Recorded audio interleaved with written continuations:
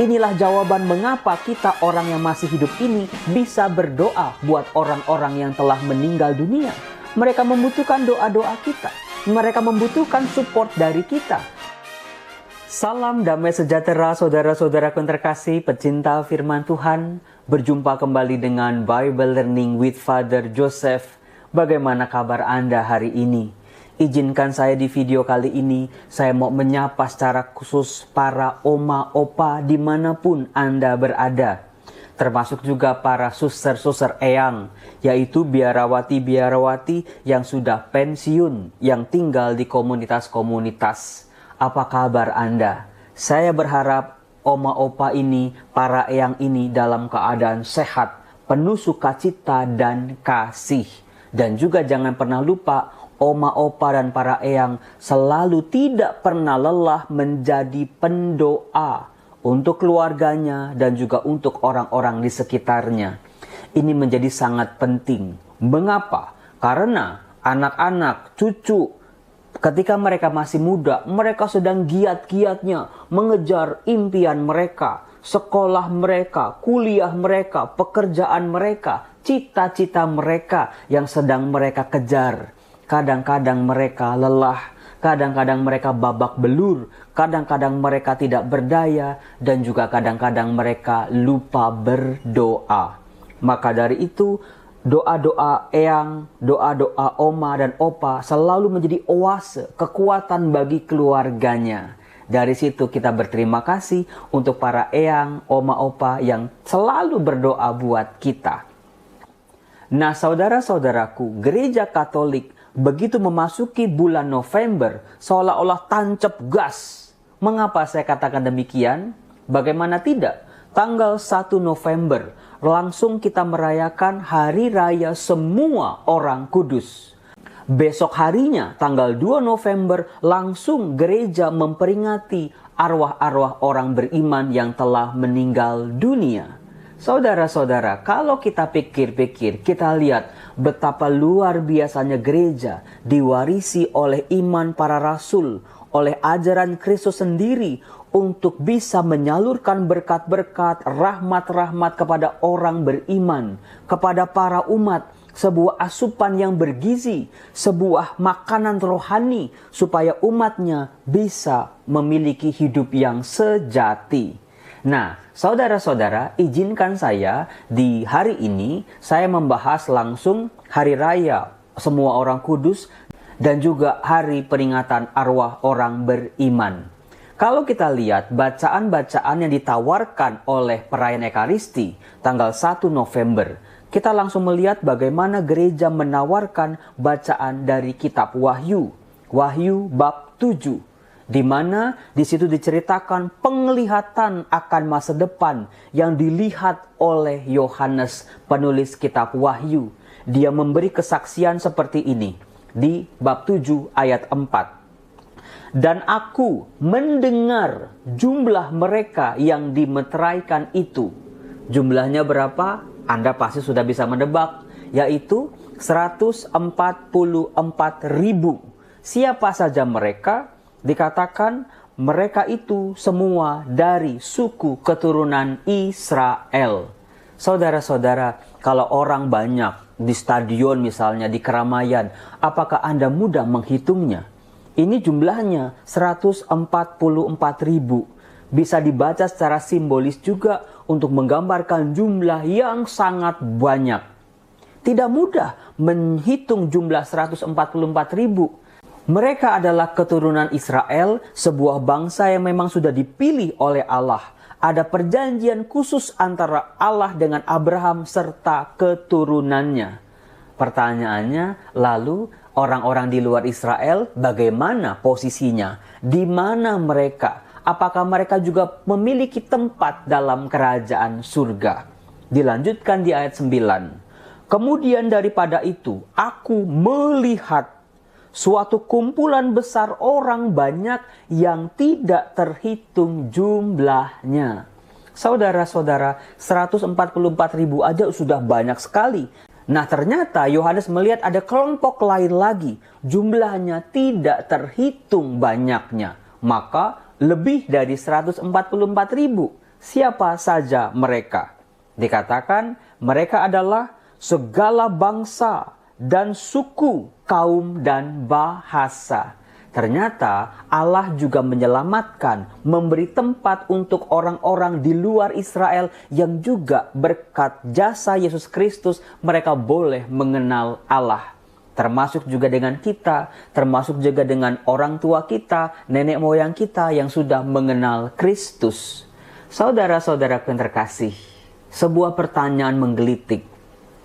Kalau hidup kita sudah berakhir di dunia ini, apakah kita boleh terbilang, boleh terhitung dalam jumlah yang banyak itu?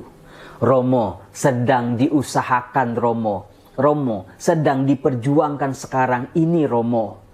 Kalau hidup kita masih punya kebencian, hati kita masih menjadi hati yang jahat, kita sering curang, kita jatuh dalam dosa berat berkali-kali dan tidak mau bertobat, kita bisa bertanya, apakah kita boleh berharap masuk dalam hitungan orang-orang yang jumlahnya tidak terhingga itu, masuk ke dalam kerajaan surga? Mereka-mereka semua yang telah dicuci oleh darah anak domba.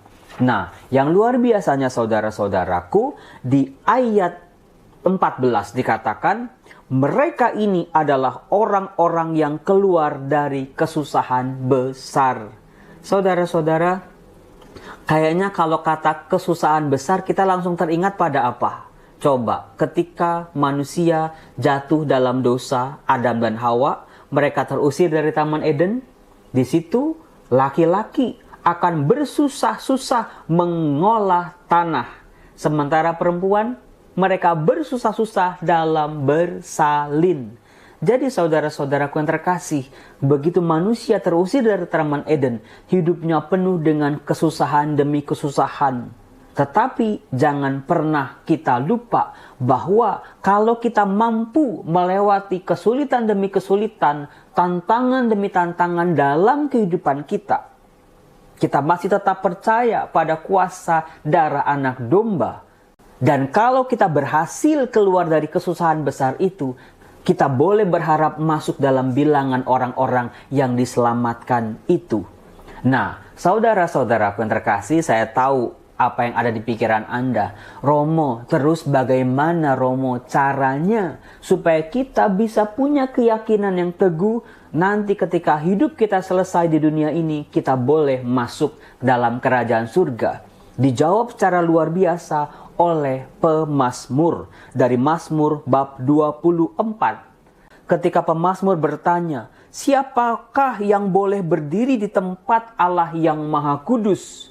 Langsung dijawab, orang-orang yang bersih tangannya. Apakah tangan kita masih kotor oleh dosa, oleh kecurangan, oleh kenajisan? Atau apakah kita sudah membersihkan tangan kita? Bukan dengan hand sanitizer, bukan dengan air dan sabun, tetapi dengan sebuah pertobatan. Tangan ini bersih, tangan ini kudus. Dilanjutkan, orang yang murni hatinya. Ternyata mau dikatakan di sini, bukan cuman orang yang bersih tangannya, yang melakukan perbuatan-perbuatan baik, yang melakukan tindakan-tindakan kebenaran dan keadilan, tetapi juga dalam hatinya adalah hati yang murni. Perbuatan-perbuatan baiknya dalam menolong sesama, menolong orang miskin, menolong orang-orang yang sedang berkesusahan, itu keluar dari dalam hatinya yang murni. Tidak ada motif-motif lain selain memuliakan Allah. Aku berbuat baik bukan supaya aku dipuji. Aku berbuat benar, adil dan baik bukan supaya aku masuk kerajaan surga. Tapi semuanya itu untuk kemuliaan Allah, bukan untuk kemuliaanku sendiri. Dikatakan syarat yang ketiga adalah mereka yang mencari wajah-Mu ya Tuhan. Saudara-saudaraku yang terkasih, saya senang bahwa dalam hidup Anda boleh berkenalan dengan kitab suci, dengan pribadi Allah yang luar biasa, mengenal sifat-sifat Allah, mengenal cara kerja Allah, mengenal bagaimana suara Allah memanggil kita pulang kembali. Saudara-saudara, semua orang pasti akan mati. Semua orang pasti akan kembali kepada penciptanya. Pertanyaannya adalah, ketika kita kembali kepada Sang Pencipta, kita dalam keadaan yang seperti apa? Babak belur, berdarah-darah, penuh dengan noda dan dosa, atau kita boleh kembali dalam keadaan berahmat? Karena selama kita hidup, kita sudah membersihkan diri, kita sudah bertobat, kita sudah mengenal Tuhan, kita sudah hidup dalam jalan-jalan Tuhan. Saudara-saudara, mumpung ada waktu, mumpung masih ada kesempatan, bersihkanlah diri selama kita hidup. Caranya gimana? Kurang-kurangin dosa, kurang-kurangin perbuatan jahat, kurang-kurangin mulut yang seringkali ngomongin orang, kurang-kurangin fitnahan-fitnahan kita yang seringkali kita lemparkan kepada orang-orang. Hati yang baik, tindakan yang baik, kata-kata yang baik, cara memandang yang baik. Kita menghadirkan Allah yang penuh kasih dalam kehidupan kita. Itu syaratnya, saudara-saudaraku yang terkasih. Lalu Tuhan Yesus mengatakan bahwa mereka-mereka itu yang sudah keluar dari kesusahan besar adalah orang-orang yang miskin di hadapan Allah. Sebab merekalah yang empunya kerajaan Allah. Saudara-saudara, kata empunya kerajaan Allah atau yang memiliki kerajaan Allah sebetulnya menyadarkan kita bahwa kita ini sejak kita diciptakan oleh Allah, kita itu adalah penghuni surga. Kita tinggal di surga bersama dengan Allah. Tetapi ketika kita turun ke dunia, kita mencari jalan pulang. Kita kembali ke tempat asal kita. Banyak orang tidak tahu kembali. Banyak orang nyasar, banyak orang kembali tapi dalam keadaan tidak utuh. Dalam keadaan tidak berahmat. Betapa Allah menghendaki kita semua untuk menemukan jalan pulang. Nah, itu bisa kita temukan dalam ajaran Tuhan Yesus pada hari arwah orang beriman. Dalam Injil Yohanes bab 6 ayat 37 dikatakan begini. Semua yang diberikan Bapa kepadaku akan datang kepadaku, dan barang siapa datang kepadaku tidak akan kubuang.